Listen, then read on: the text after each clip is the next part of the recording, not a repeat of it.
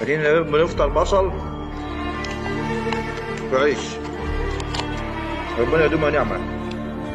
لا مفر من البصل وعيش. حتى معايا طماطم، رحت اجيب طماطم الراجل قال لي الطماطم ب 30 جنيه. خد قال لي المفاجأة. منزل علينا قال لي الانابيب غالية. انت معاك فلوس تجيب حاجة عشان تطبخ؟ الانابيب نايل على عينك.